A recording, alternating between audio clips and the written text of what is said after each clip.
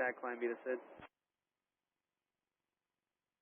American 2712, Albuquerque approach, verify information pop, and what was your request? We're descending on the Calder, passing 180, runway 3 transition with pop. American 2712, roger, expect the RNAV Zulu runway 3 approach. RNAV Zulu, runway 3, American 2712.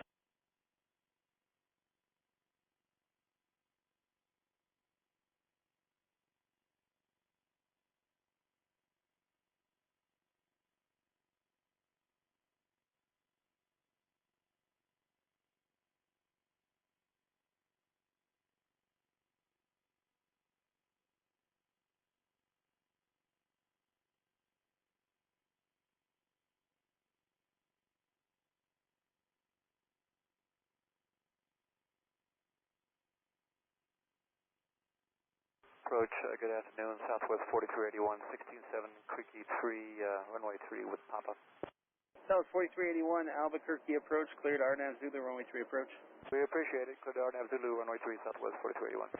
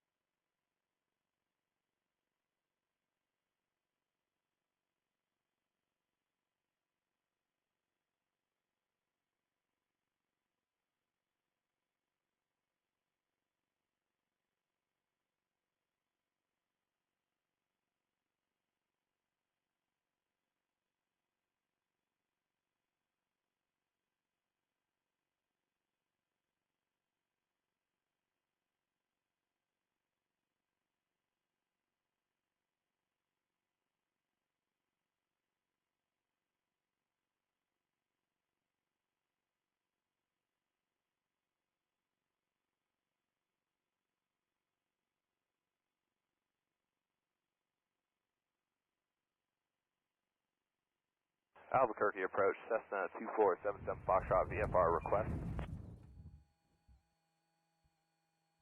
Cessna 2477 Foxtrot, Albuquerque approach, say request. We'd like to pick up flight following. We're at Cessna 172, climbing through 8,500 for 12,500. We're about 8 miles to the northwest of Double Eagle, and we're going to be heading back to Grand Junction. That'll be Gulf Juliet Tango.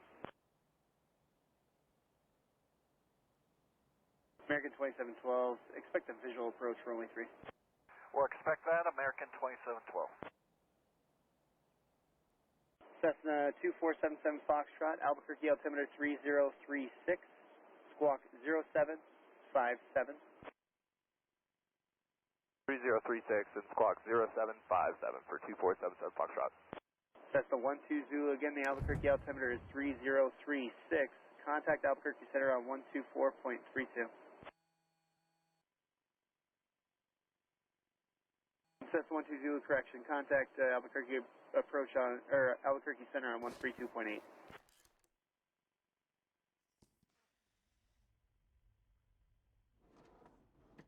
Cessna 77 Foxtrot, radar contact 10 miles northwest of Double Eagle Airport. Roger that, 77 Foxtrot.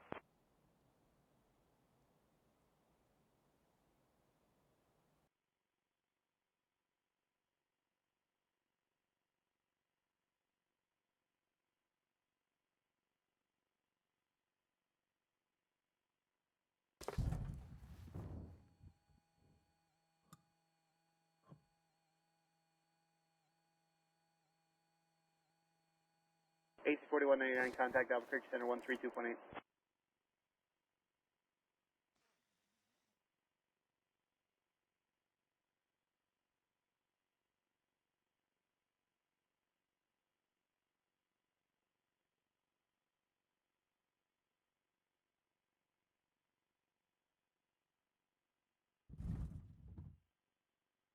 Albuquerque, ATIS information, Quebec's now current, altimeter 3036, wind 340 at 10, Double Eagle Airport information, Charlie's current. Sky 77 Foxtrot, traffic 3 o'clock and 2 miles southeast, correction southwestbound, 8,600 indicated. Roger that, we'll look for him, 77 Fox. Connected to PilotEdge.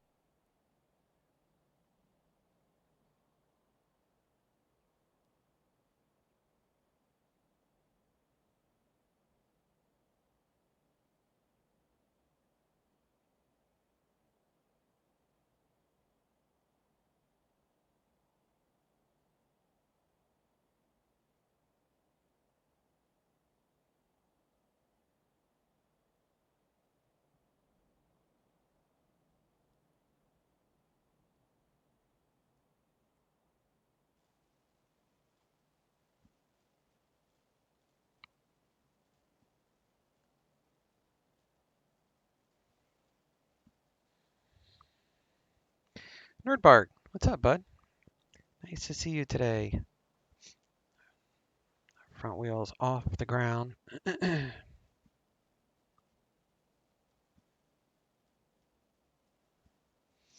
a weird airport with the...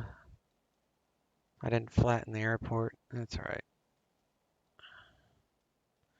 I'm on a Telluride, so I have to use custom mesh for that. All right, so what do we got here? Let's figure out what kind of fuel I'm looking at.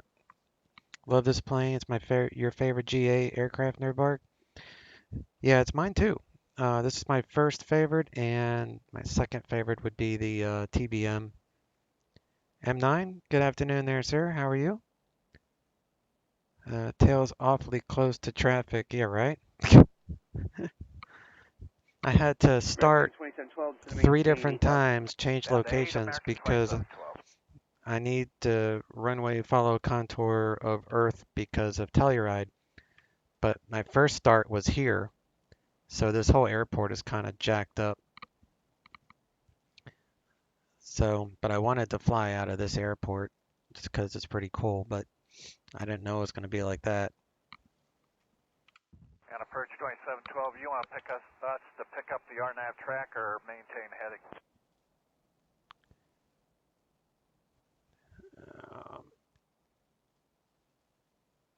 All right, so we've got, let's see what kind of fuel we're playing with here. That's a strange airport for sure. Yeah, I've flown into here once. I probably had the airport flattened, which would have worked fine.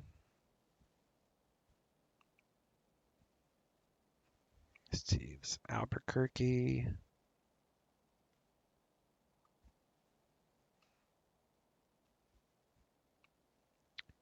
Yeah, I need to make a note because I do fly into this airport, but I need it flattened.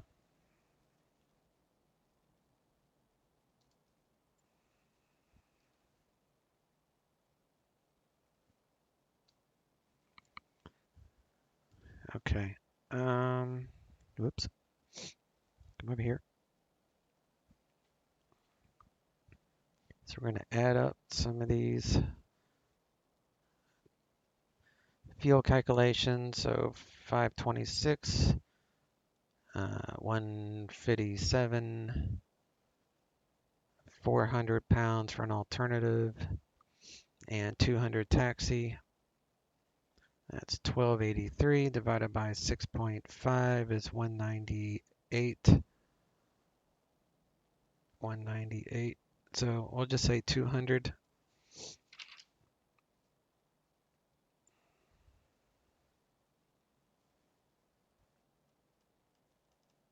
So 100 gallons per wing should be good.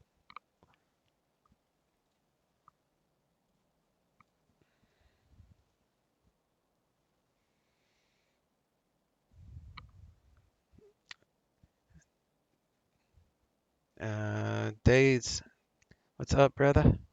How you doing today? There's some really out there airport locations. Yeah, South America has a lot of those types where the planes have to be built specifically way to the airport to have it leave. You know, the issue is the mesh for the ortho scenery that I use in this area. So Fork Boys Ortho has its own mesh. So it messes up. If this was just all regular X-plane, it wouldn't make a difference. But the ortho scenery mesh kind of messes up the airport a little bit.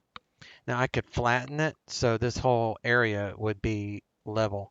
But if I flatten this airport, then I'm going to end up flattening Telluride, and I don't want that.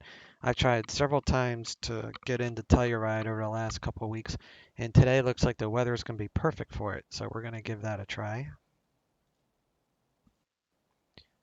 So we'll pop those open.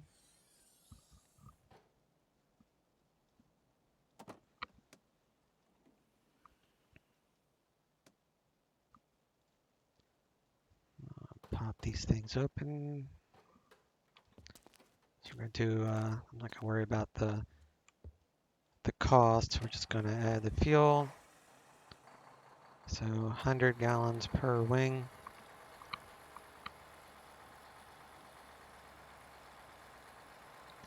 Planes have to be built a specific way to be able to enter and leave certain airports. That's I never even thought about that. That makes sense. All right, let's make it even, so that's good. Also, come down here. Check. This whole airport is messing me up. I want to leave the chalks there because I slid backwards before.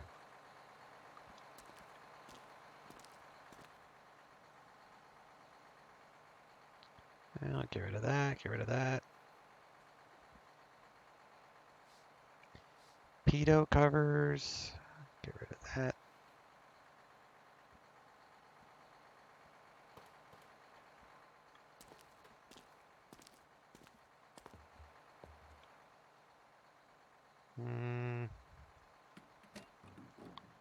Crank this up again.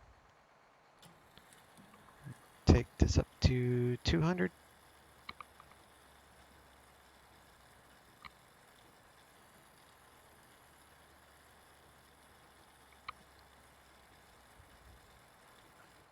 Let me crack that down a little bit.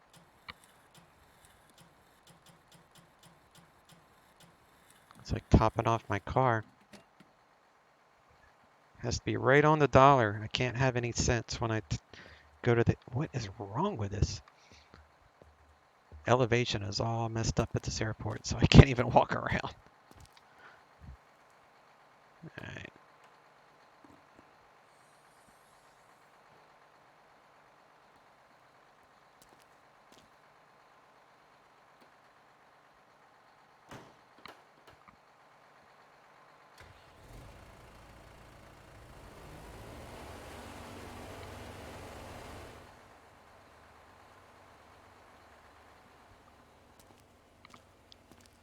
I'll leave the chalks there so we don't slide into traffic.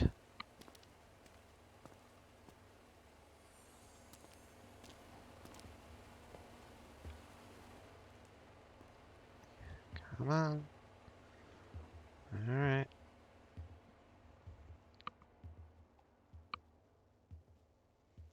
They're modeled to have specific performance statistics. Okay. One of these days I need to learn this aircraft. But just do what this other guy does, M9, is he looks at my YouTube channel because I categorize all my aircraft per playlist. So you can just click on, you know, the King Air, and every single video would be this plane. And I'm extremely, just by nature, very systematic. So I do the same thing in the same order every single time. So if you want to learn how I do things, you can just watch the video because I do it the exact same way every time. But this is my favorite airplane, GA. So I have my, actually out of all of them, it's my second favorite. So I'd say my Airbus A320 is my favorite. This would be my second most favorite. And let's set the e-brake. We'll get rid of these things. Get the throttle quadrant set up.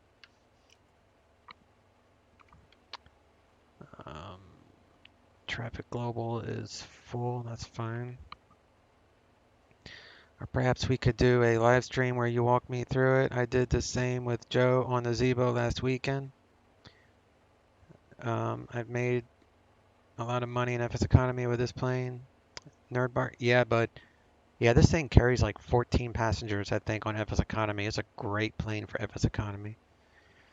And so M9, you want to set up a time for me to live stream or for you to live stream where I walk you through it while you're live streaming? I'm not sure which direction you're talking about there.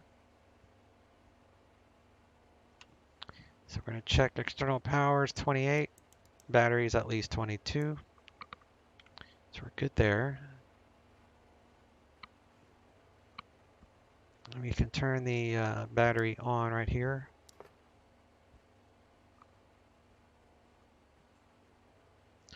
I would stream, you would give me instruction via Discord. Oh, yeah, that'll work. Yeah, I have Discord on my phone too, so I can watch your stream in my recliner, you know, where I rest my back, and I could have you on Discord on my phone and watch the stream on my laptop in the living room. That way I'd be more comfortable.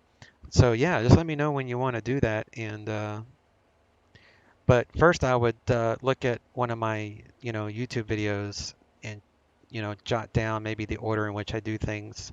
Because like I said, I'm very systematic. So if you do anything out of the order that I'm used to doing it on my checklist, I probably would like miss a step.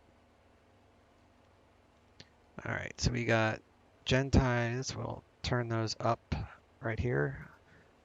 And then we have external powers blinking, so we'll connect it. That stops blinking. Wipe those cautions out. Do a bus sense test. Gen tie lights, bus lights are illuminated, so we'll reset. Clear that warning. We should still have 28 volts across the board now, which we do. Throw on the inverter switches, right and left. Get the lighting going. Cabin lighting, seat belts, nav light, tail floodlight. There we go. Now we look like we're coming together. I would stream. We'll do. Yeah. Yeah. And especially M9, if you give me like a day or two advance notice to when you want to do the walkthrough, that'd be best. That way I can schedule it, and if I want to fly earlier or later, then I'll know how to schedule that, because I know walking through how to do stuff can be a little time consuming, but I enjoy teaching, so that'd be fun actually.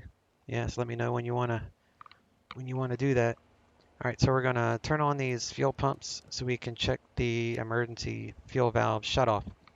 So when you push that cuts off fuel to the engine, which is that light there. And then once you do that, then you could hit the extinguisher button. So we're just making sure that these valves close by that light, which it does. And that's the only thing I care about, is make sure that those things close. We'll turn down those pumps, or turn them off rather. Then we'll come over to this side. And O2 is 100%, so we'll check our warnings.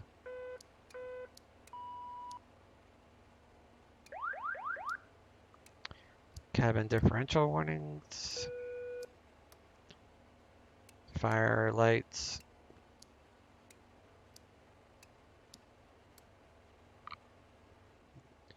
Arm the oxygen and we'll give it a test.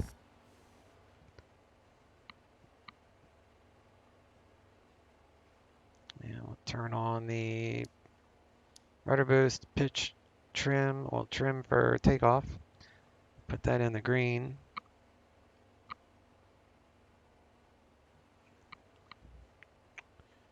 And battery bus is in the up position. Engine anti-ice on.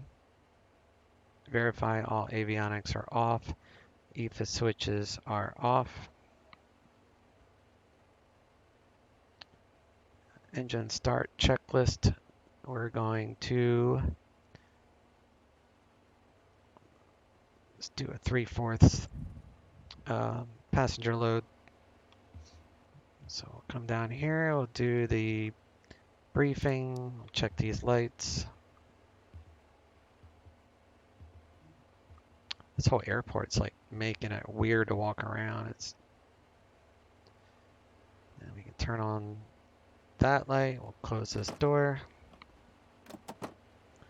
Little porta potty thing there. Close that door. jump up here and we'll shut that door.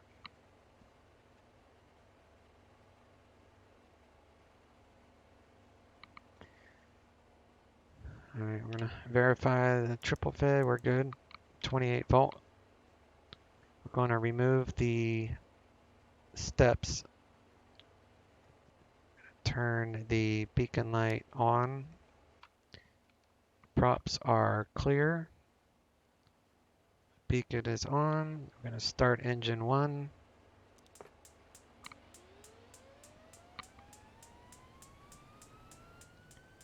(16 NG) will introduce fuel to low idle, or 16. Low idle. Checking for hot starts and hung starts. So ITT is rising. We have rotation, so no hung start. Oil pressure is in the green. ITT is falling. Anything above 50, you can turn off the ignition. You want full power on the left conditioner lever.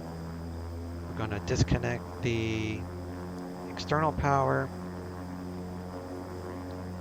Get rid of the GPU. We're going to reset Gen 1. We're going to shut that window. Check our volts. 28. External power is gone.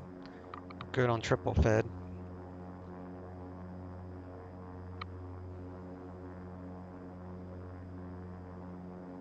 Alright, so now we can start engine 2.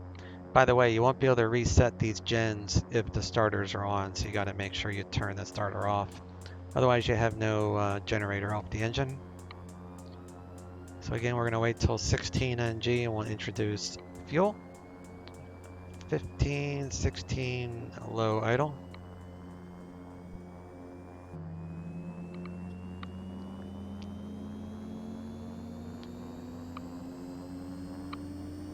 Close that window.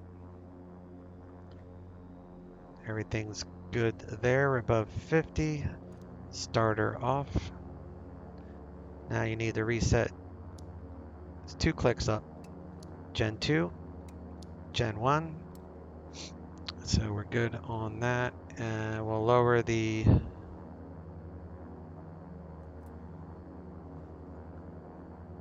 conditioner levers to low idle.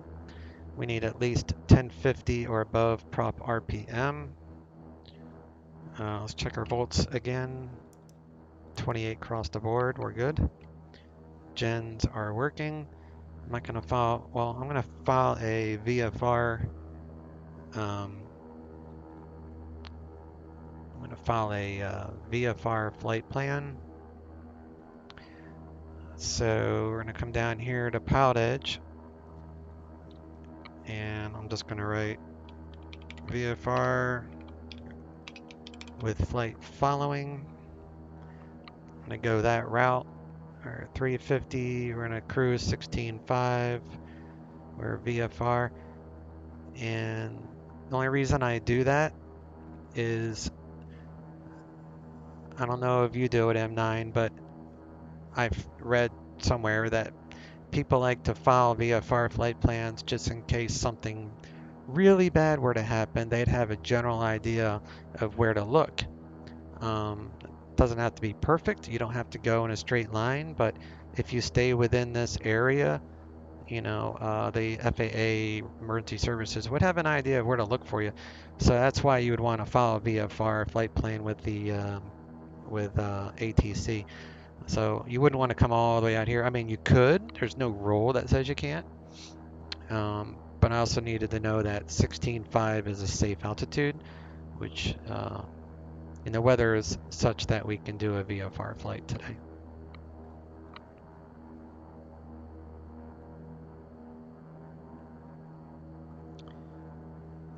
All right, so let me put that back there. I'm gonna do another bus test. We got Gentai lights and a bus light, so that's fine. Reset those.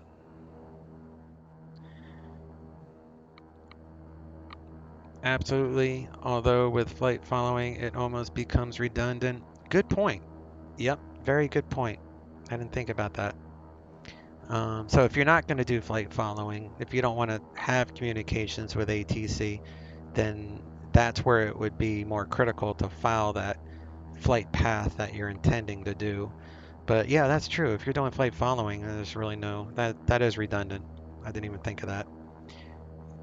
All right, so we're gonna do, I need environment. So we're gonna come over here. This is in the down position for anything 10 Celsius or above. So we are below 10.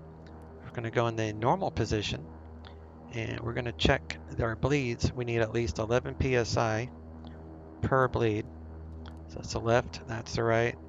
So we're good on both. So we'll turn them both on.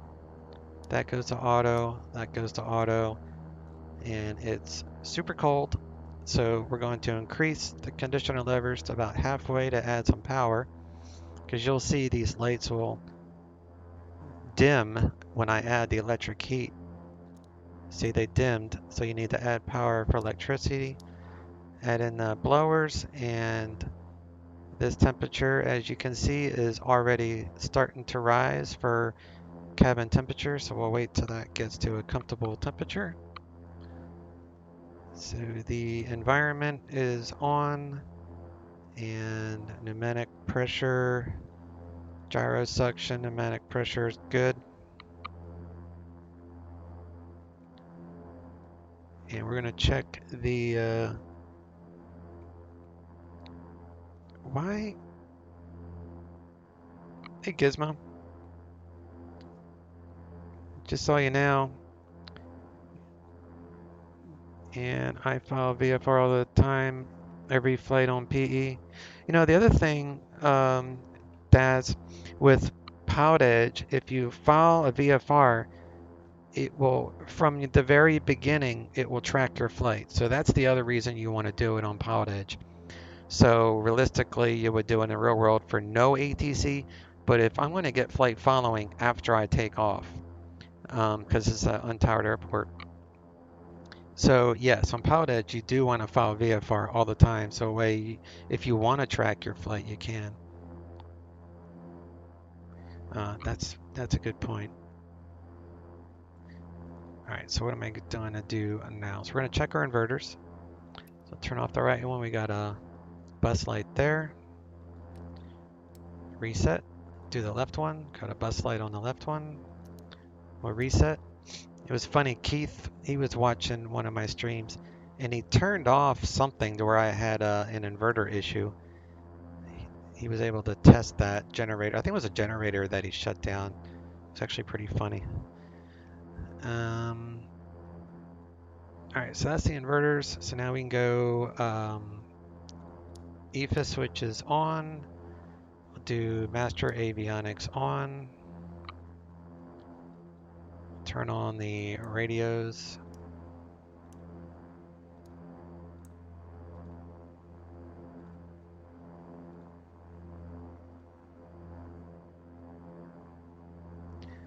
Check out the autopilot.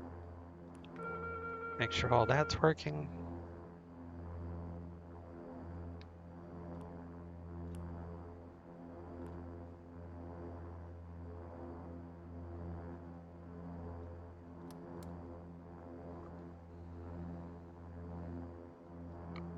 And we'll cycle these again. Whenever you turn off the autopilot, you have to recycle the rudder boost. It turns it off if you turn off the autopilot. And flaps are set for takeoff. At this point, we can turn on the coffee maker and furnace. We'll check our emergency lights. Everything is on. We'll slave the gyros, mode, and mode. And we'll get the weather. What is the weather here? 124.17.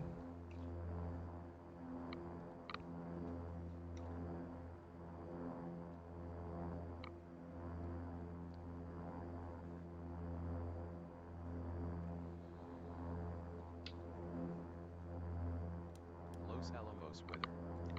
Wind light and variable. Visibility more than 10. Danster 1221, how you doing there, bud? Nice to have you with us on this Sunday afternoon. Altimeter 3036. Wow, that's a high pressure right there. 3036. Los Alamos weather. So field elevation for Los Alamos is 7170. Temperature 2. So we are within range there. Wind is light, so I'm going to monitor guard on COM 2, which is 121.5. Los Alamos weather. And CTAF is 123. 123 across the board.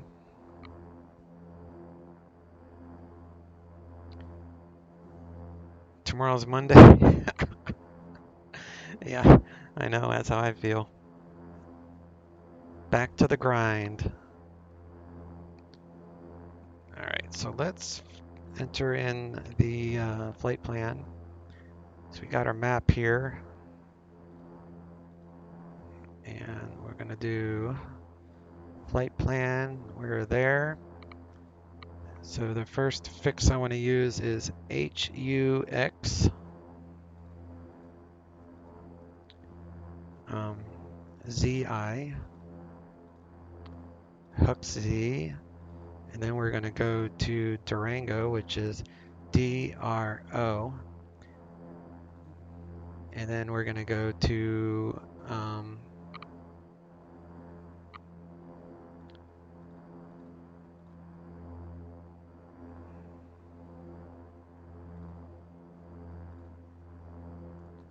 Telluride. And we're going to do a procedure, which is an approach. Say RNAV Yankee is an LP from the cones VOR, so we're going to load the approach.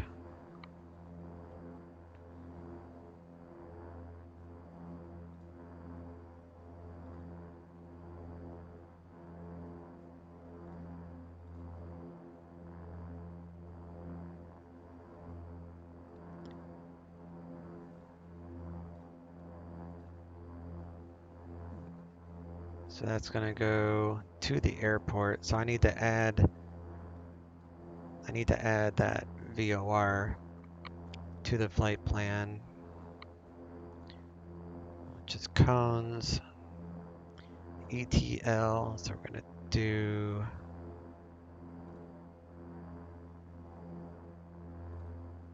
let me see here.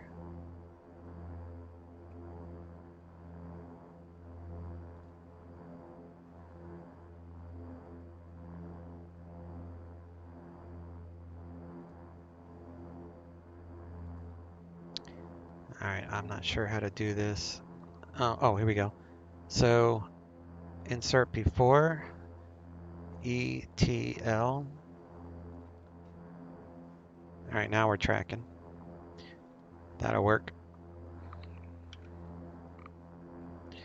Transponder is 1200, so we're good for VFR.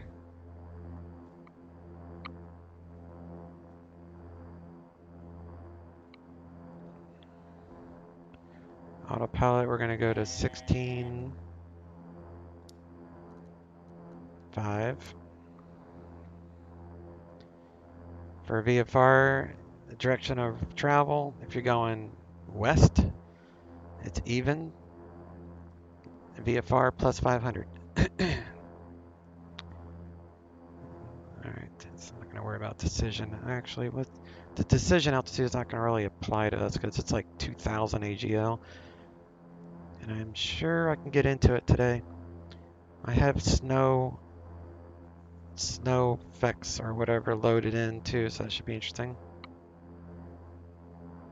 I'm going to check our auto ignition. So adding power should make those lights disappear, which they do.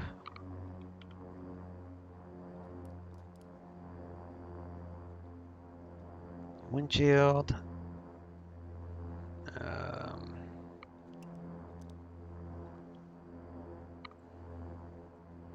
Do prop, auto prop. So this is your prop amp. It's on 0. So we'll put it to auto, and now we're in the green. So we'll turn that off because we don't need it right now. Surface de-ice test. You want your conditioner levers full, and I'm also going to check the cabin temperature because we can turn off the heating. Yeah, we're at 70. So we'll turn off the blowers and then the electric heat. And now this should be good enough. And surface de-ice, so manual. Get a wing and then a tail. You have to hold that button down. Go back to low idle. And we'll do a ground idle test, which is this button here. So you click and hold that, bring up the RPMs to about 1500.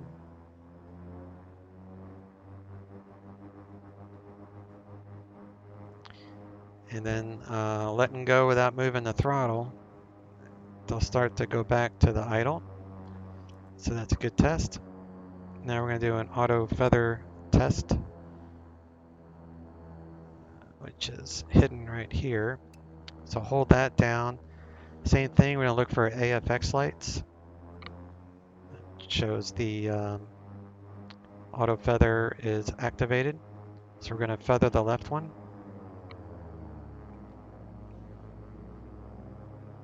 Wait for the engines to stabilize, and we'll feather the right one.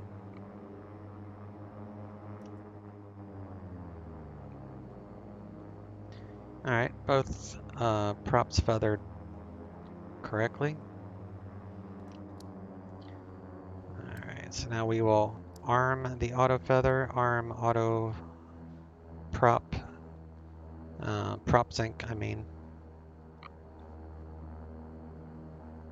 Cabin pressure, about 500 feet below this is about, what, 67? Yeah, about 67. So we'll set this for 6,700 or so. Right about there. Should get 1,000 feet per minute descent by the temp. It's right here, so that shows a cabin is fine. So we're actually going to be landing higher than we're taking off, I think. So Telluride altimeter is, I don't know, what is it? TEX 3039.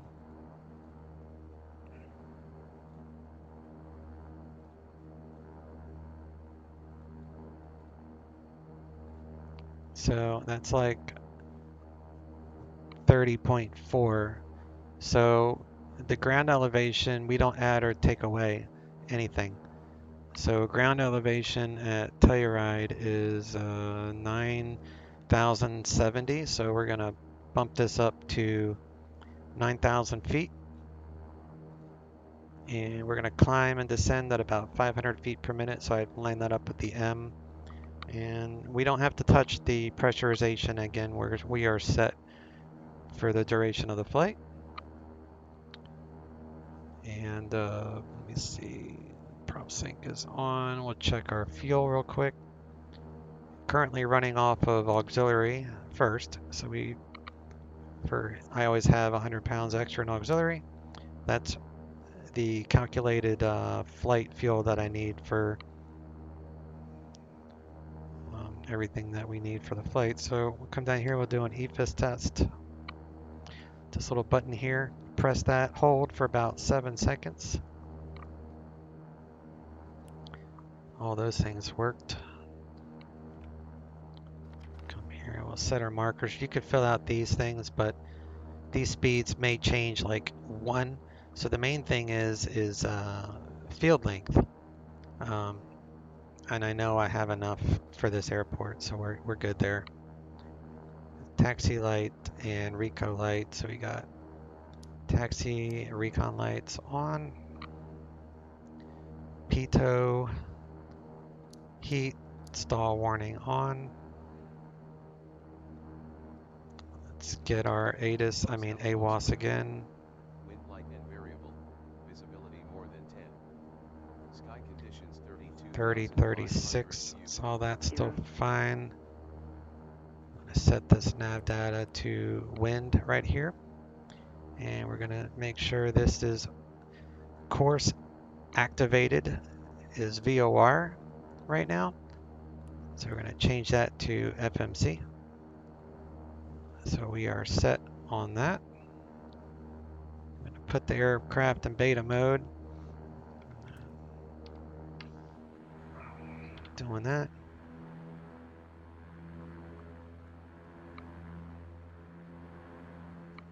I'm going to squawk Charlie, altitude.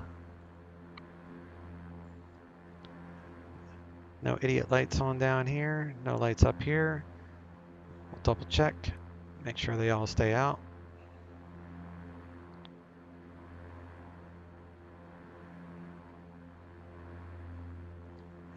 And we are done with most of the checks.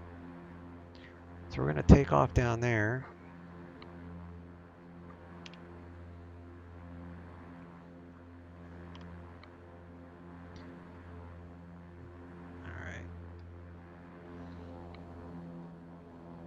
Going to get rid of the chocks,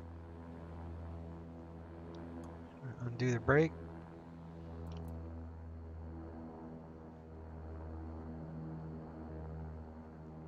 and I'm not moving, so I'm going to add a little bit of power here.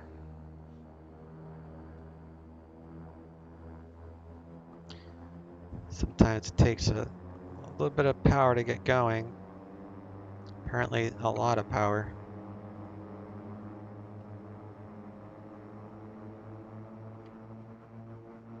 Alright, why am I sitting here? Okay, there we go. It's like I was stuck.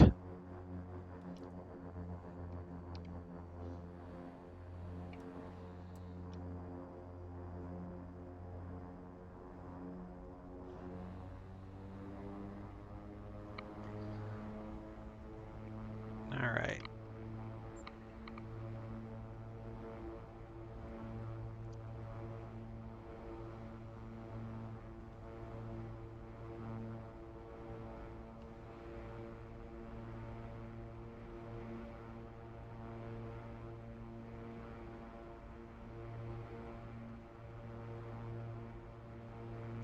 Looks like we're at the edge of, runway 9.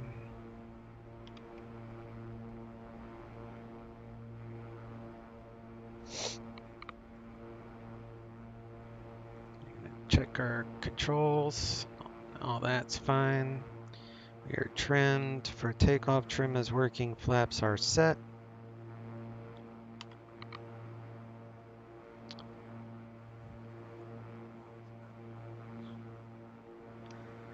Los Alamos traffic, King Air 139 taking off runway 9 for a straight out departure. Los Alamos traffic. And before I take off, I'm going to put that parking brake on. Let's see which center I want to call up, right? So to know who to call up, I'm going to use the Durango, or that's Rattlesnake. Well, I'll use the Rattlesnake VOR for location. So Rattlesnake is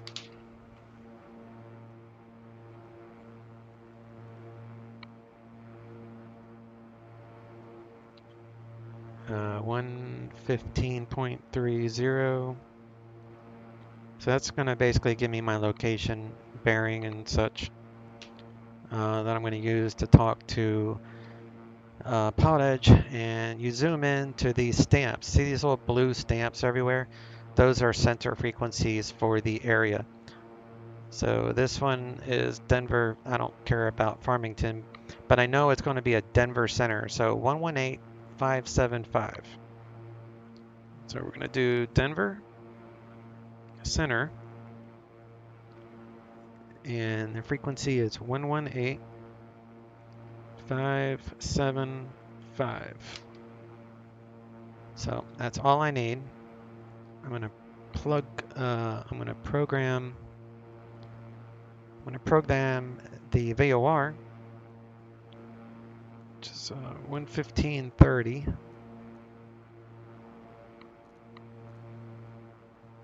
We'll pop that up, and then we'll switch this to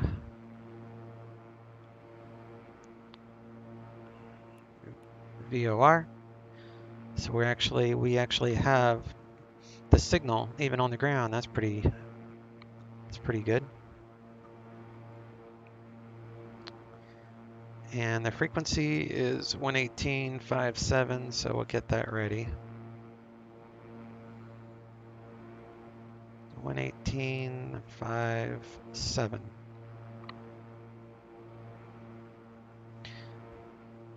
All right, so we're going to do auto ignition on, anti-ice off,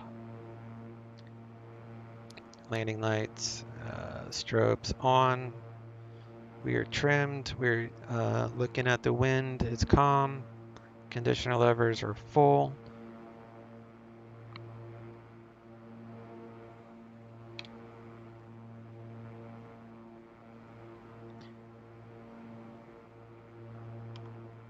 I didn't hear anybody say anything on the radio, so I'm just going to take off. Realistically, I would want to call again if I didn't take off right away. But I don't see anyone landing, so I guess we're all right.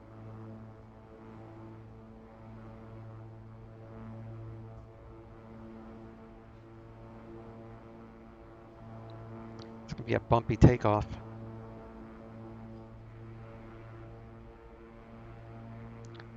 A little bit of a crosswind takeoff.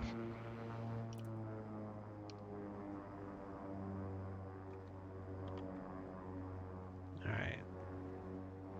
50% power. Engines are stable. We're going to increase torque slowly. Auto feather lights on. Airspeed alive. 60 knots.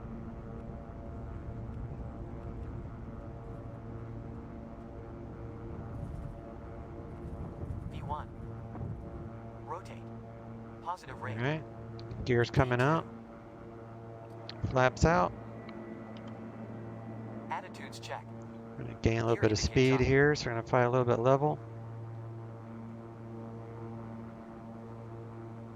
All right, now we can pitch up a little bit. Flaps indicates up.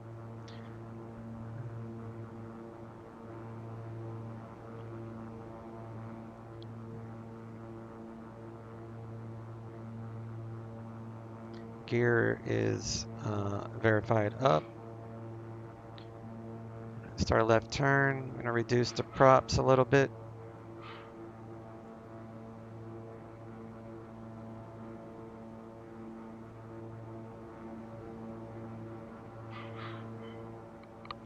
I think the wife is getting home from grocery shopping.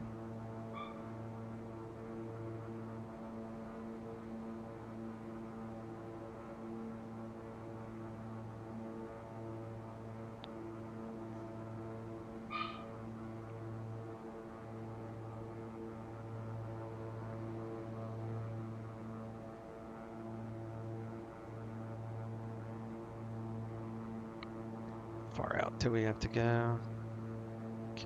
Keep turning.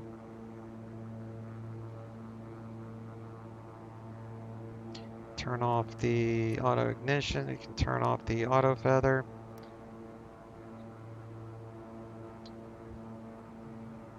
I'm gonna set the heading.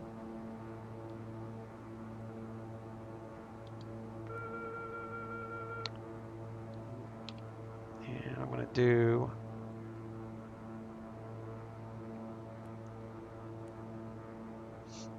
climb.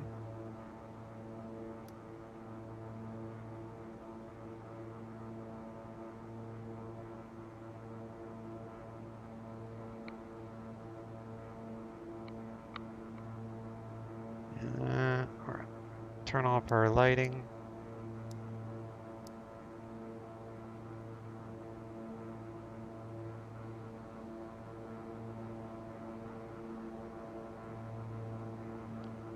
Interesting airport.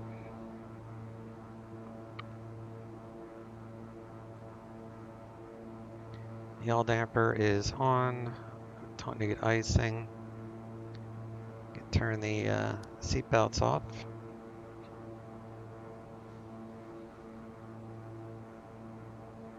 And we'll go to Unicom, which is 122.8.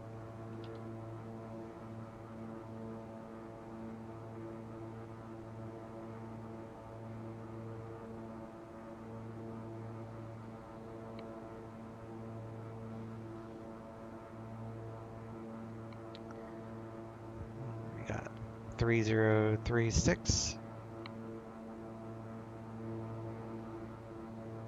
Looks like I'm going to clear this mountain, no issues there. Add in a little bit of torque as we continue to climb.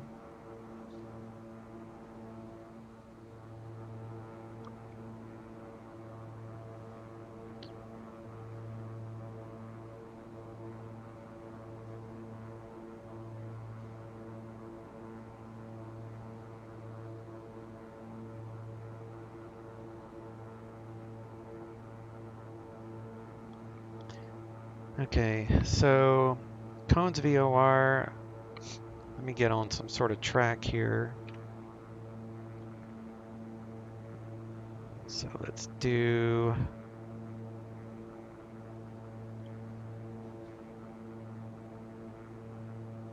to Durango.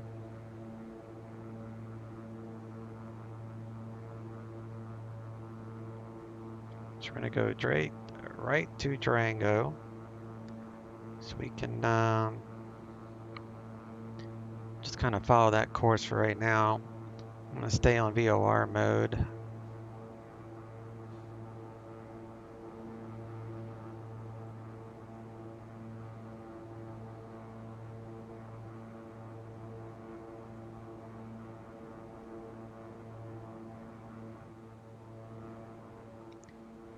When I get into Colorado, everything should be snow.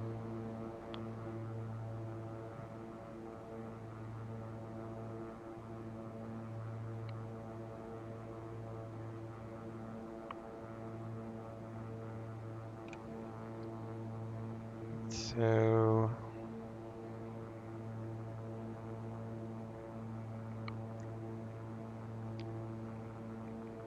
I want this at 13,000. Save that. And then that will give me a descent path eventually. All right, we are at our cruise altitude. So ITT, now I tend to worry about ITT and torque, so all is good there.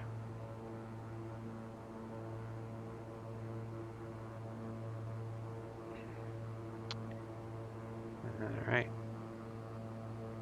So I'm going to switch to Denver Center. I'll lower these conditioner levers to about low idle or so.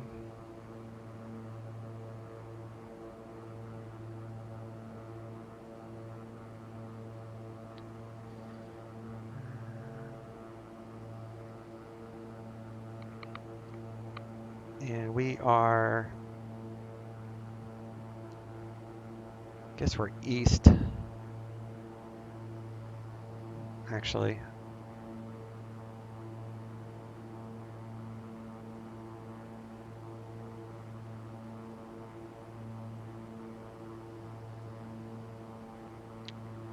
We are, yeah, we're east. Okay. Let me lower that engine sound a tad bit.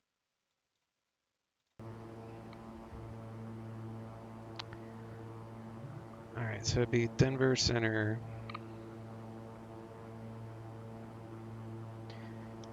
Denver Center, King Air 1399er, VFR 16,500, about 85 miles east of Rattlesnake VOR, with request.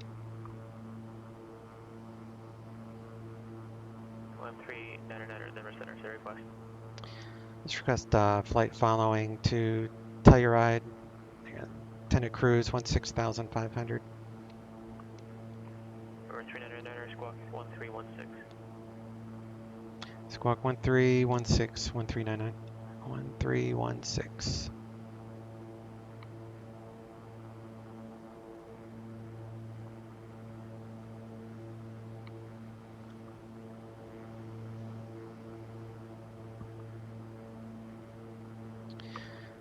All right, so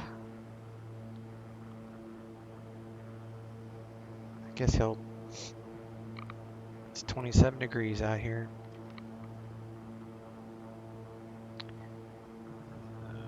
Page 2 is landing.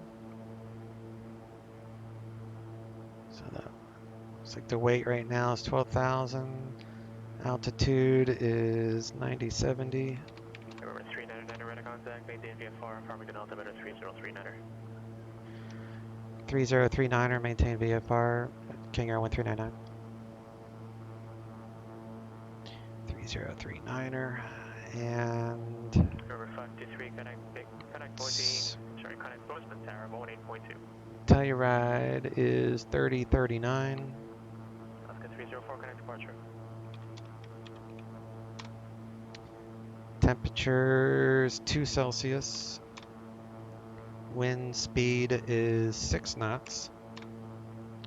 Wind heading is 270. Runway length is 911. Runway heading, I don't know. Runway 9 is 096. So we'll flaps are down, set markers. So the only thing we have to change is the weight. So we can do gear down at 160, flaps 1 at 180, full flaps, anything within this arc is fine. So VRF plus 10. This very rarely changes, by the way, so we'll come back here. We'll add some tables for our passengers.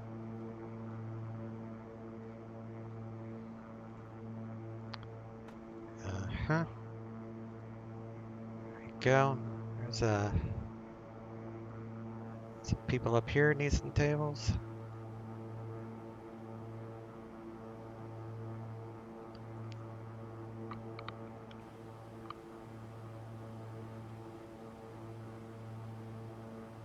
All right, and Telluride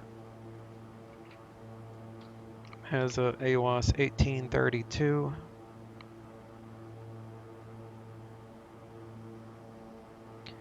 We switch this back to FMC, so we're gonna do FMC.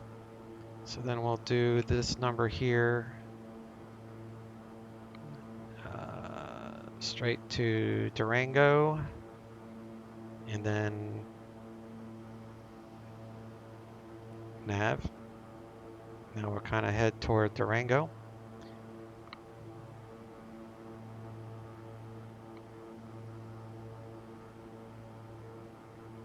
It was 1832 for AWAS, so I got that set for AWAS when we get a little closer.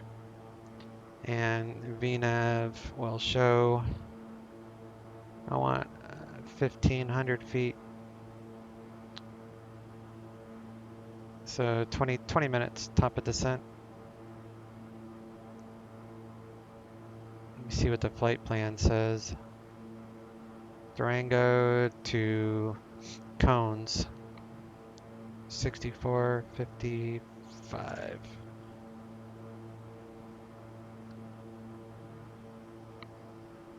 And top of descent is right by the airport because we're only going down to 13,000.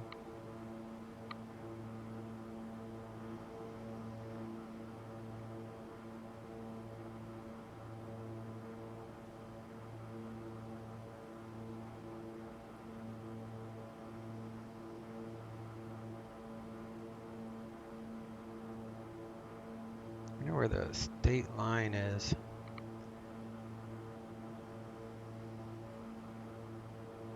Oscar 304, connect Seattle Center 125.1.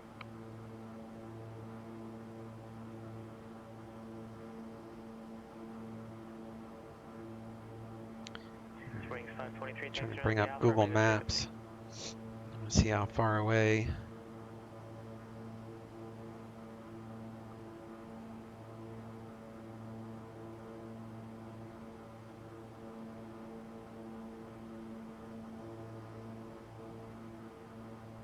Yeah, Center Alaska 304, passing 13.2, climbing 15,000. Oscar 304, Seattle Center, climbing DF level 350. Climbing level 350, Alaska 304. Okay, so we've got a little ways to go. I think the winter textures are right up there. So everything should be winter into Telluride.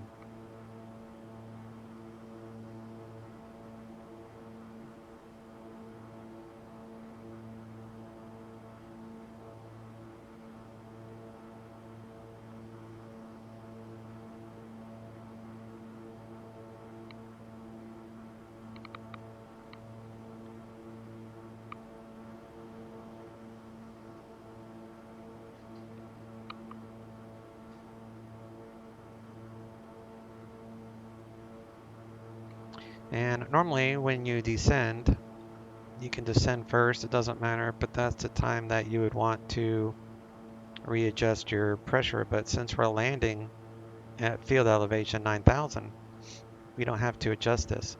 Normally you'd bring this down to whatever the altitude is once you start your descent.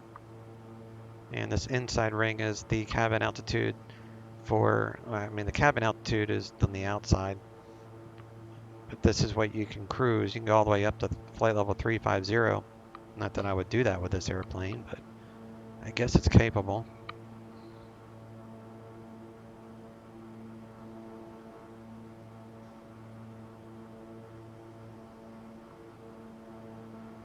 Yep, here comes the winter textures.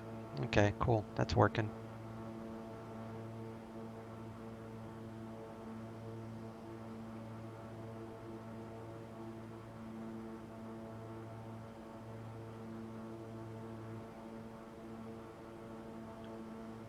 I need to update my DCS too.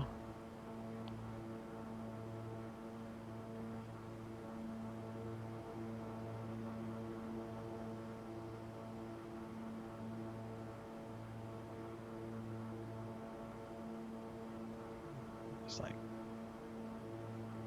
closest plane to me is this American Airlines. It's 3801.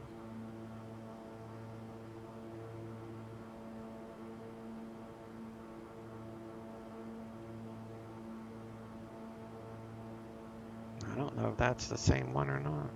It's probably the closest airport. So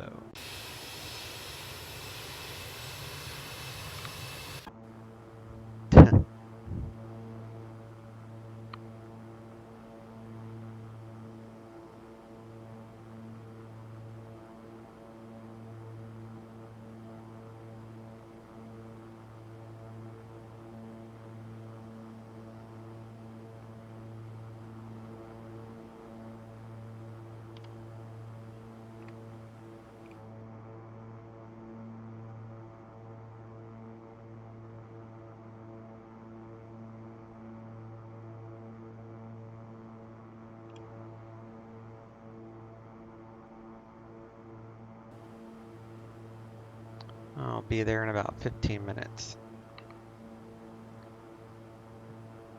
I might do a circling approach if this wind keeps picking up. Right now it's going to be a tailwind of 6 knots if I go straight in.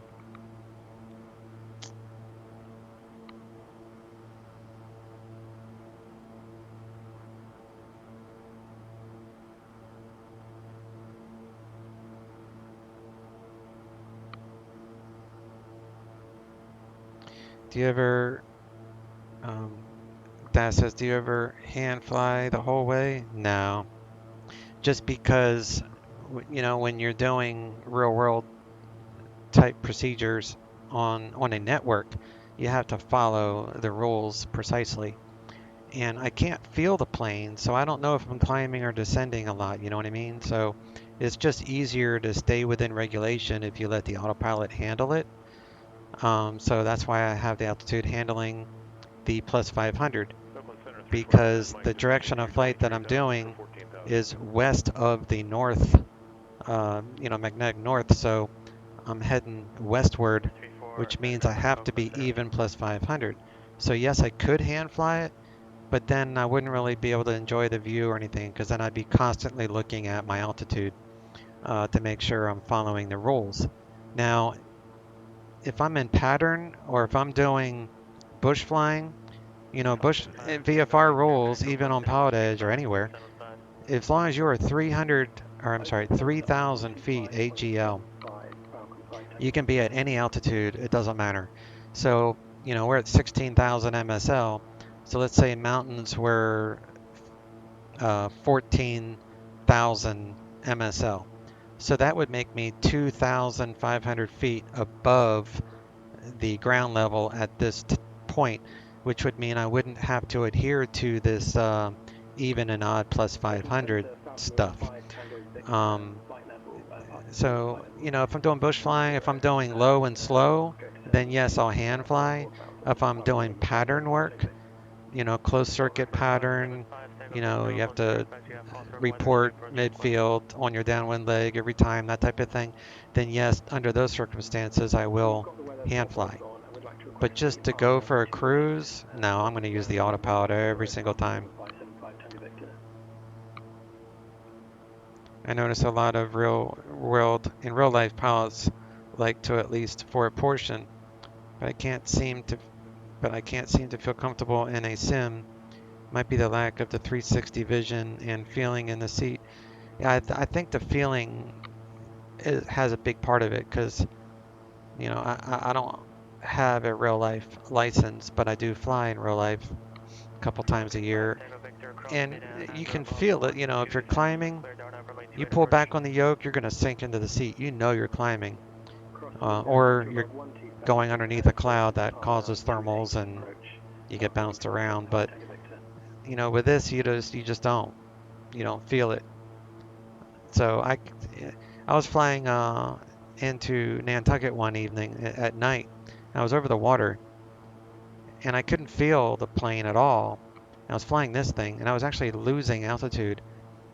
And I missed crashing. Like I was descending. I didn't even realize I was just descending. Nighttime, really, you have to pay attention to everything at night, because everything just kind of blends in. And I was descending, and it was almost pretty nasty.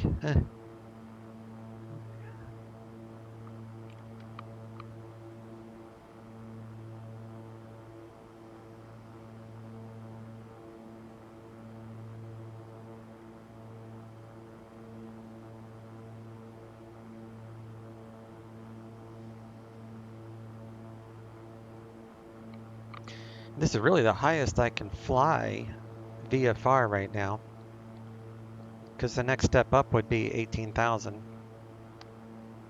And did you know oh, you probably did, any altimeter pressure that's less than standard, 2992. So if it was 2991, and if I wanted to file an IFR flight plan, flight level 180 disappears. So anything less than 29.92 on your altimeter setting, at least at your departure field, you cannot file flight level 180. If you lose another inch, so say it's 2892, then you've lost, or 2891, then you've lost flight level 190. So for every inch mercury or whatever it's called, you lose a flight level for IFR flight plans and stuff. But for VFR, you're always underneath the flight levels. So as long as you go by the altimeter setting, you're fine.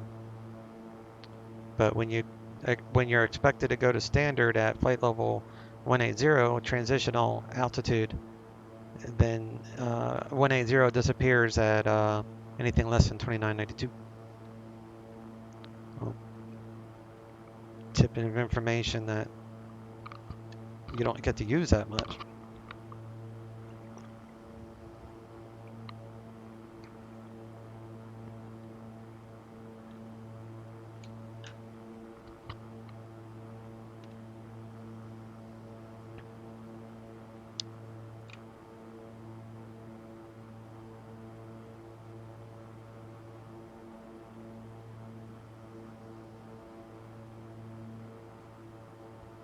All right, so let's go direct to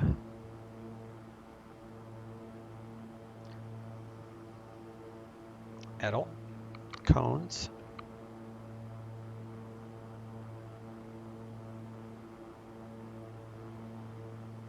And I got to look at the heading.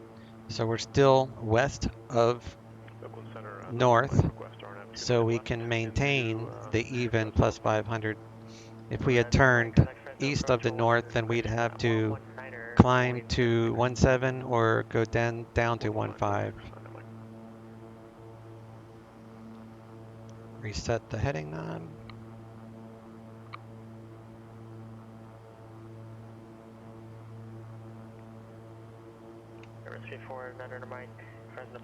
Got about 10 minutes and we'll be there.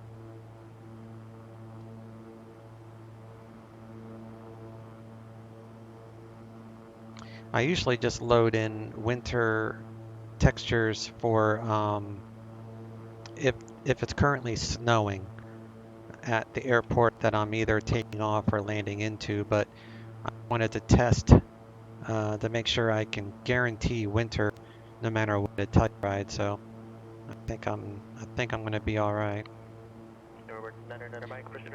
That's the Durango airport down there. And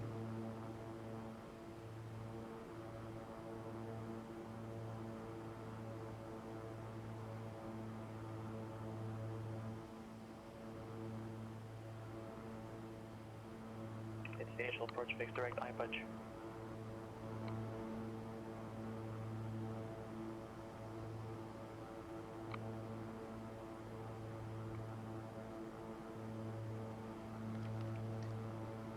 it's going to be more like 12.4 maybe.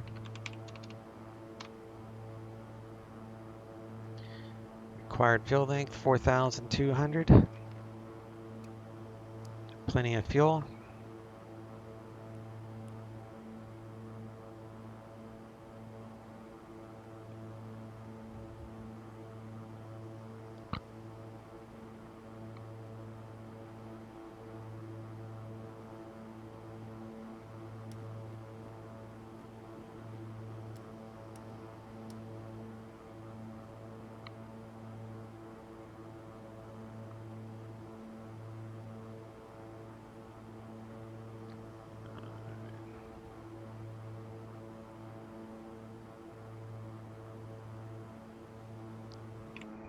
Get these guys squared away.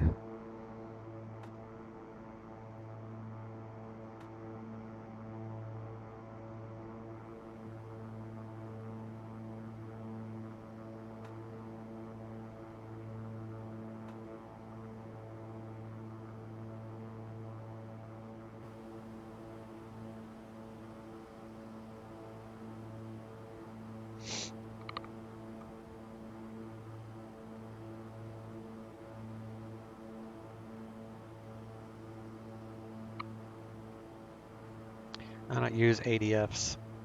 I've never used one. They're like so old. Most everything is RNAV, so I don't even turn that thing on.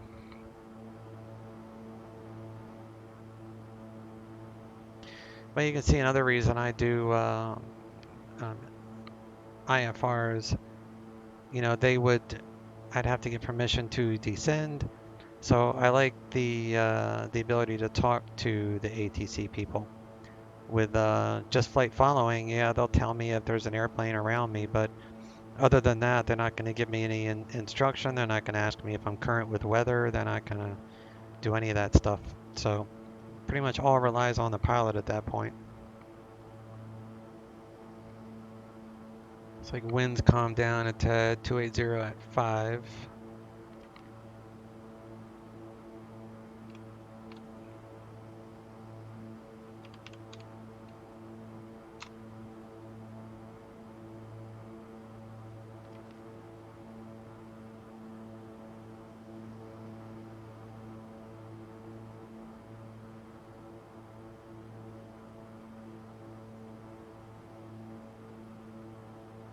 The highest mountain peaks are 16.5, so I should be, I mean, the safe area for this area is 16.5.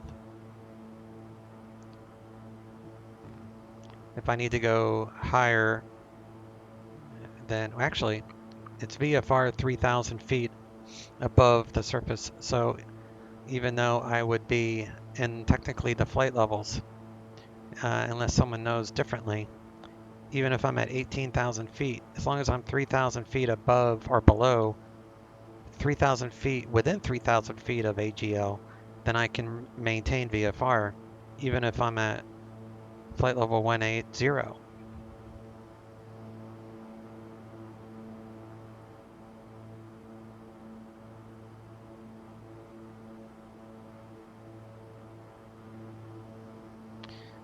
Coming up on Telluride.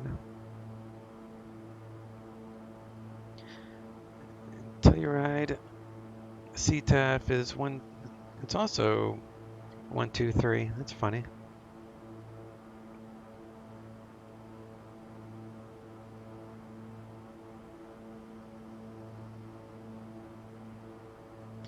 I think the airport we left, yeah, that was 123 also. So both airports CTAF is 123.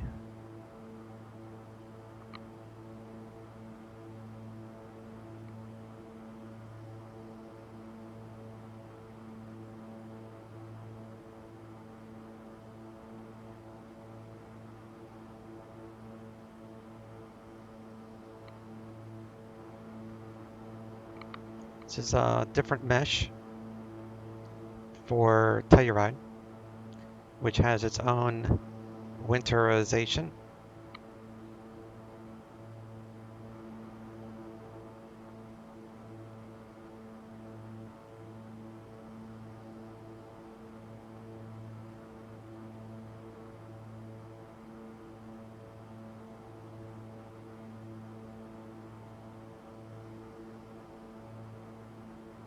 I've got 304, Seattle Center 135.15. 3515, last 304.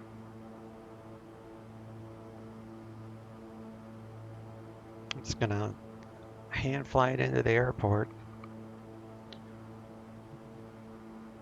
Good afternoon, Seattle Center, last 304 with you at level 350. I've got 304, Seattle Center, roger.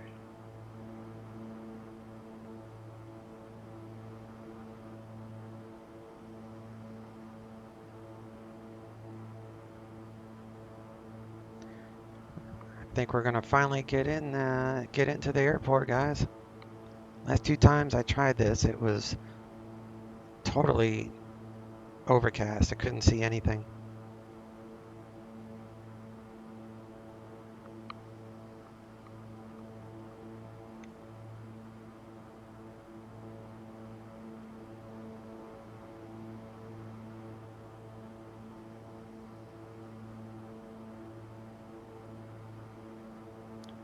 Seatbelts on. Set the altimeter for 3039, so we're already there. Got the CTAF plugged in. Cabin pressure is good. Tables are stowed. Okay. Let's get AWAS 1832. 3039. Wind 270 at 5. Visibility more than 10. Sky conditions clear. 33,000 scattered. Alright, we're good.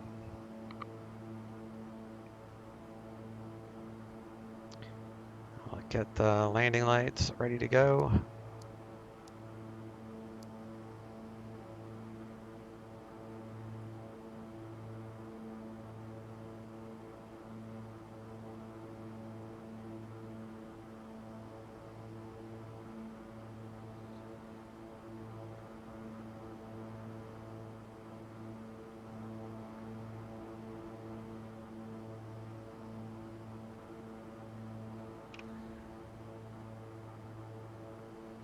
So I'm just going to come right around, come in this way.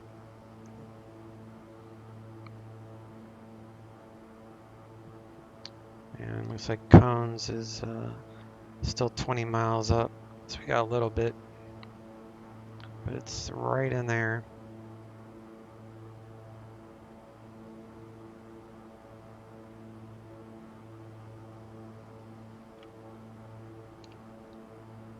Vertical track. Basically telling us we're at our top of descent. So I'm going to do the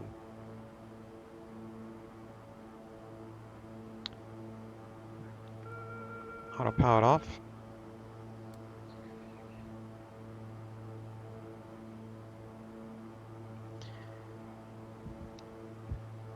Denver Center, King Air 1399er, we cancel advisories at this time. Number 3, Denver, Roger. Squawk VFR, frequency change approved, right service terminated. Squawk VFR, frequency change approved. 139, thanks to you. Alright, so we're going to go 1200. And we'll switch to CTAF. We'll take out the power, and that should start our descent.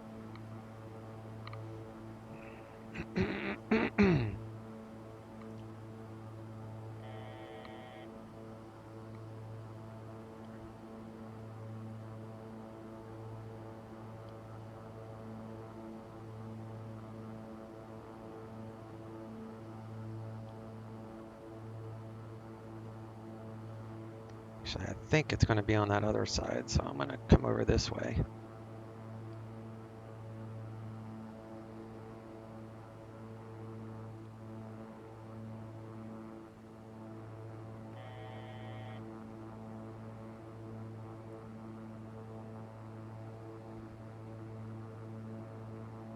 And we'll do auto ignition, auto feather.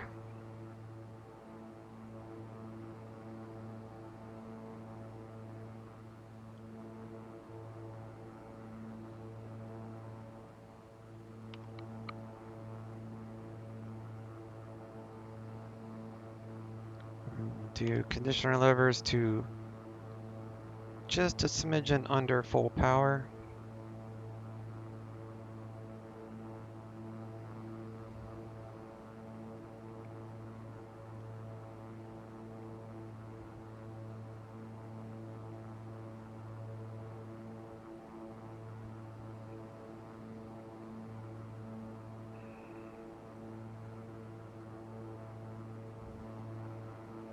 I should see the airport here shortly.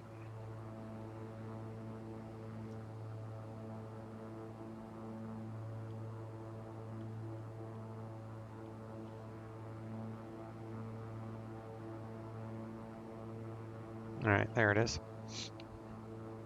So we're going to do a little bit of takeoff laps. Help me descend. Are we at 180? Yep. All right, 180. Takeoff laps. We can lower the gear at 160. I see the runway down there.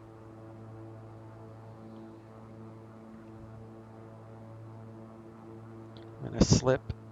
See if I can lose a little bit of altitude.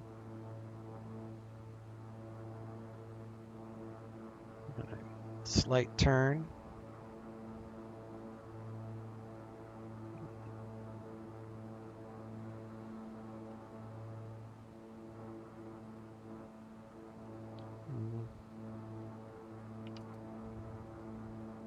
I'm going to have to go left because I am not bleeding off enough speed.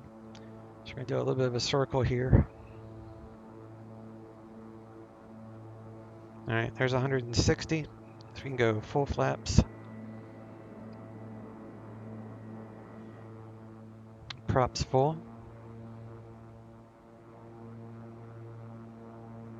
Watching my speed.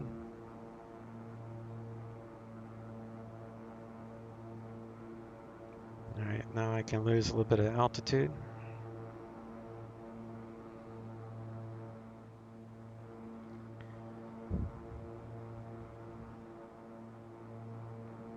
gear coming down.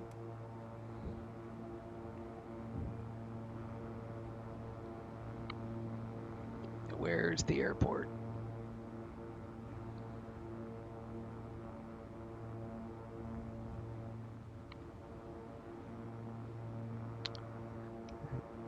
Telluride traffic, King Air 139, be a straight in approach, runway 9, Telluride traffic.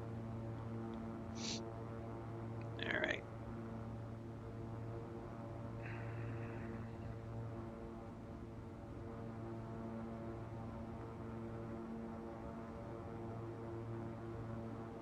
There we go.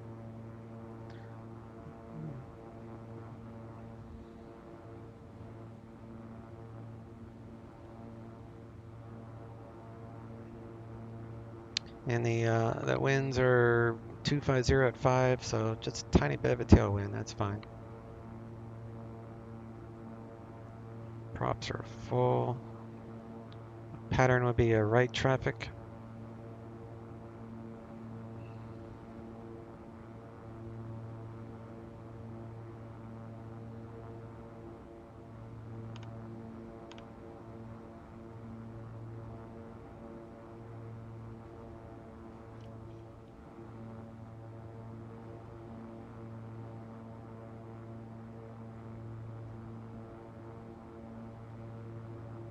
At least I know the winter textures are working.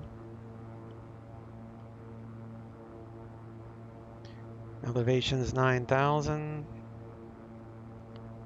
9,070, so basically 9,100.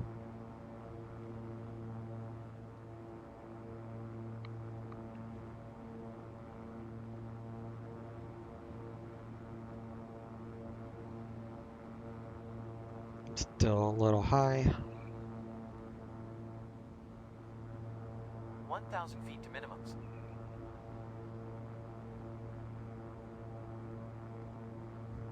500 feet to minimums. There we go. Now I got 200 feet to minimums.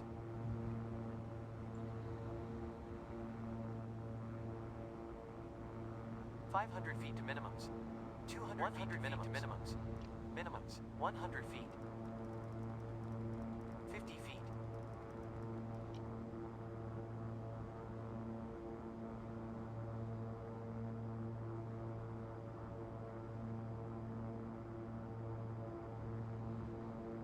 Gear up. Props full. Gear up. Positive rate. reversers on, flaps out.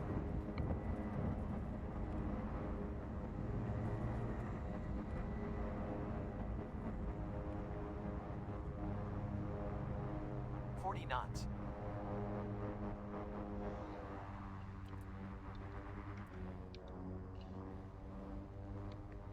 All right.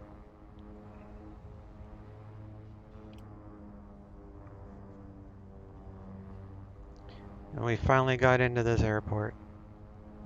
Third time is a charm.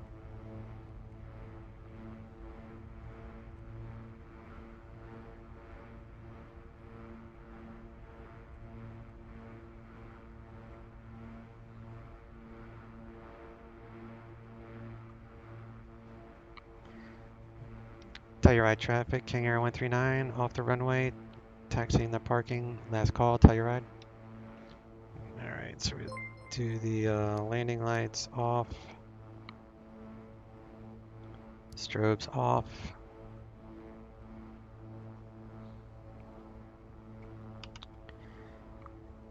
And, oh man, thanks for the bits, dude, that was awesome, thank you.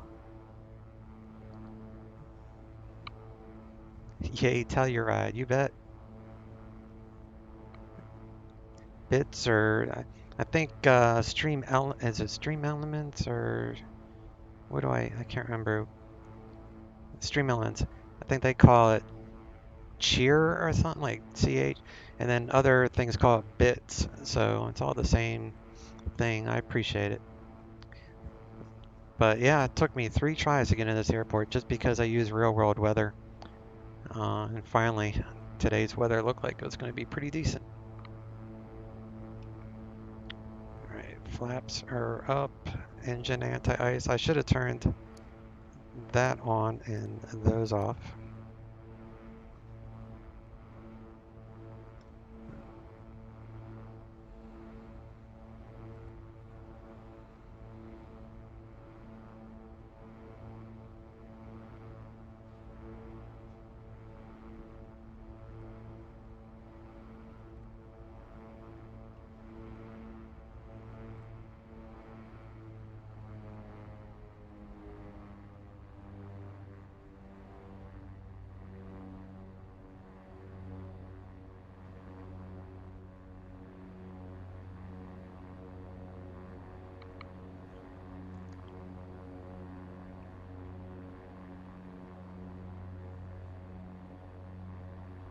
Got some people walking around in there. It's pretty cool.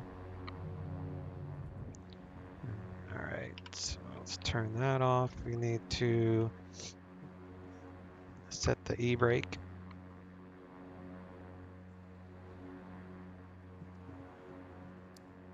Turn off those lights. Seatbelts off. Furnace, coffee maker off.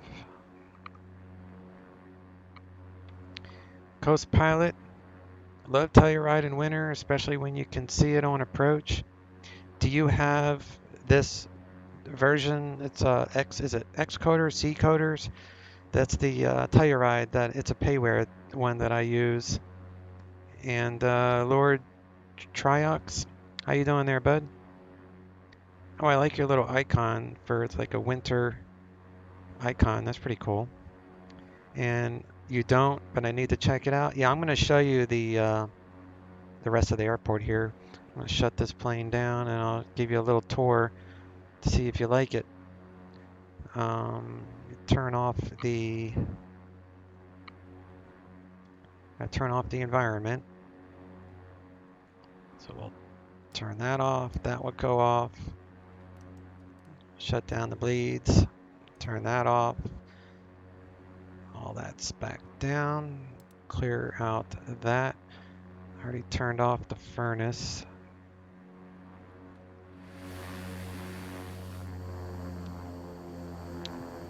We'll feather the props. Turn off the avionics. Turn off EFIS. Once you've done that, we can do fuel cutoff. Kill the fuel. Turn off the batteries.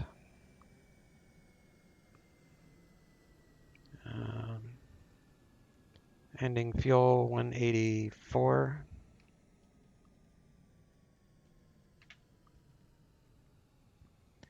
Make sure I sign off line here.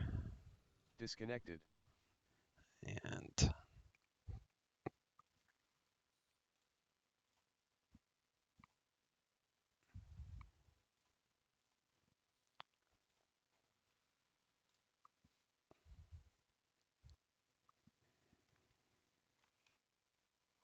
you doing awesome, thanks. How you doing? Oh, we're all great, dude.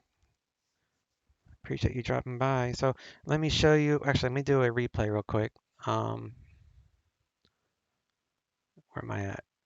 All right, I'm offline. You gotta make sure you're offline because if you don't, PilotEdge, if you just put yourself back in the air, they'll see you. The controller will see you on their scope, even though it's a replay. So you always make sure you sign offline before you do any kind of replays.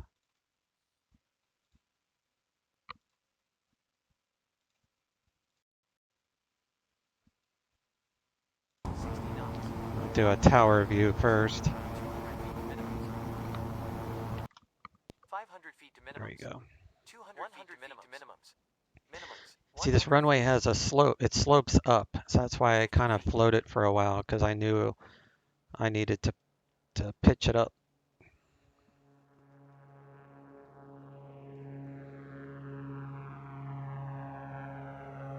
Positive rate. So I had to pitch up, Props full. then I came down. Gear up. Gear up. Positive rate. Let's check it out from a passenger perspective. It's kind of fun coming over the cliff like that, looking out the window.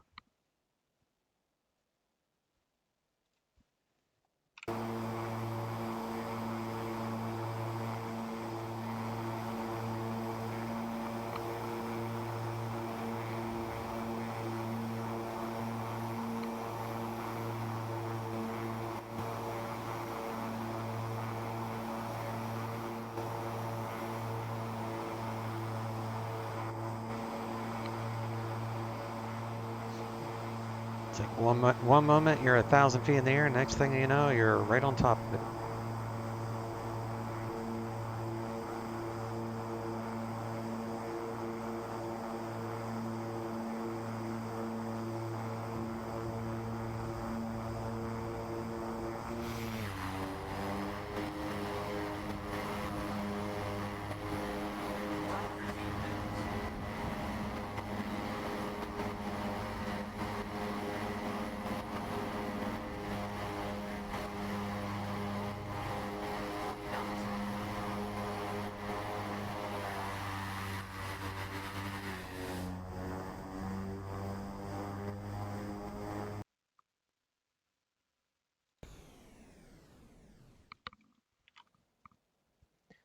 Alright, so we'll set this to cold and dark. Got all that set up.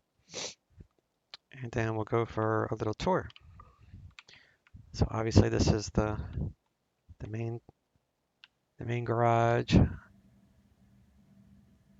This does have a sound plug-in, so depending upon where you are on the airport, you'll have different sound effects. You probably can't hear it.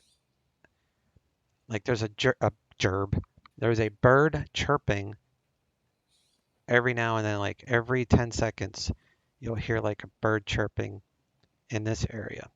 And then depending upon where you go, like these are all parking areas. And then there's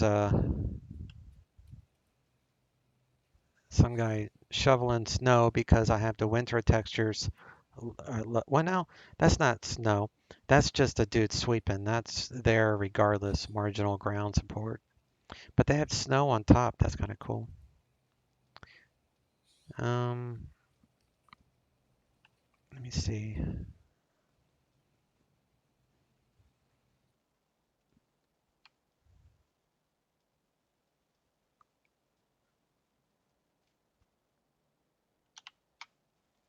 There's an entire snow ski resort over here. The entire thing is modeled. So like at nighttime, you'll see smoke, right? So I'll go about there. Well, it's too much. Oh, wait a minute. It's backwards is okay.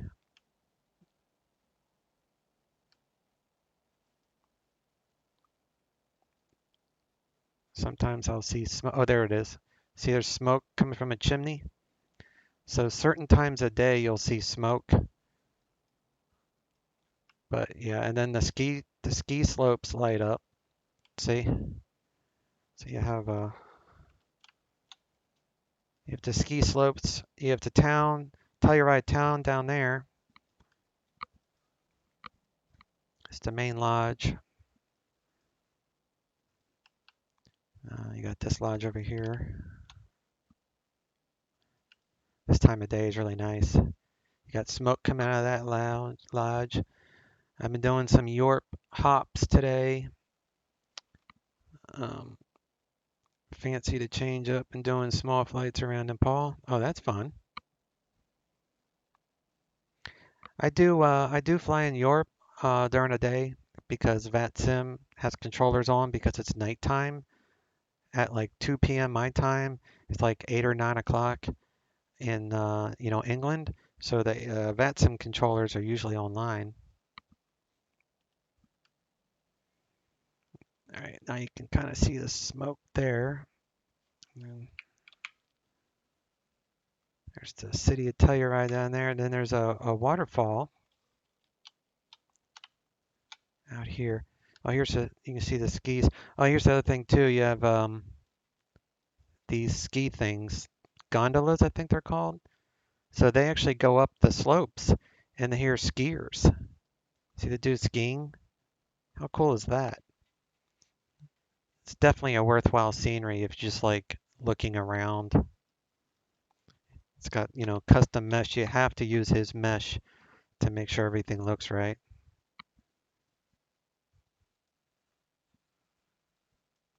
There's a waterfall around here somewhere. I think it's back here a little bit further. You can find the DH6 Otter, lovely thing to fly, or DHCX C6. It's pretty awesome. Yeah, I like VATSIM. I like any network. I only fly on two, VATSIM and PilotEdge.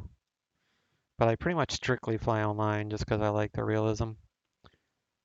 There is a waterfall. I'm just not sure where it is.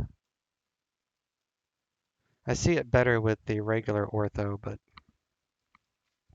maybe it's on the other side of this mountain.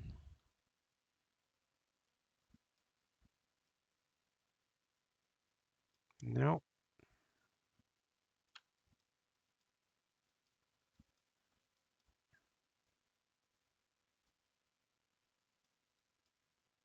I think that's the waterfall. I think. Yeah, the waterfall's here. You have to get up pretty close to see it, but it is animated when you get close enough. And if you turn the volume way up, you can hear the water crashing down. There you go. I just adjusted the view. So now you have a waterfall sound. So yeah, if anybody's wanting to get this scenery, it's very well worth it. Very well worth it. And it comes with, you know, different seasons, the winter and summer.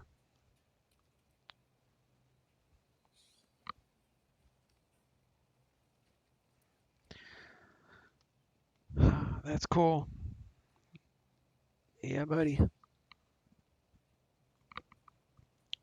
All right, so I guess I'll put on some Albuquerque approach live stream while I get this sim shut down. So I will talk to you all later. It's a good flight. I'll see you guys later this week. Y'all enjoy the rest of your weekend. See ya. Chase out.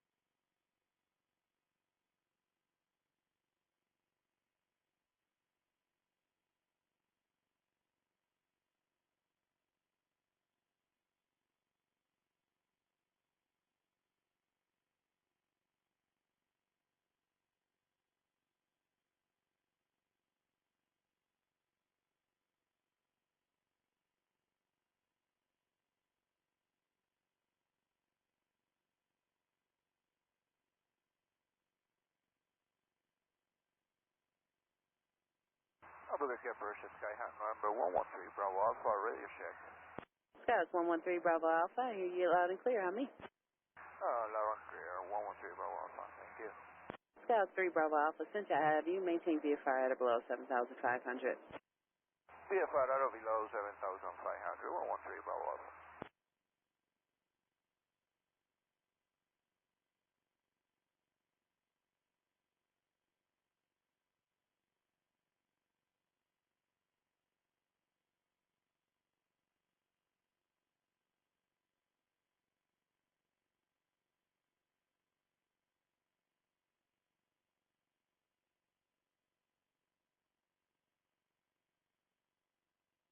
Albuquerque approach, medevac 1180 Bravo, just leaving 17,000 with Romeo. Medevac 1180 Bravo Albuquerque approach, expect visual approach runway 3. Proceed direct Texas, descend and maintain 9,000. Direct Texas, descend and maintain 9,000, we'll expect 380 Bravo. Albuquerque departure, Skylane 2940 Yankee, just took off from runway 3. November 2940 Yankee, Albuquerque departure, radar contact.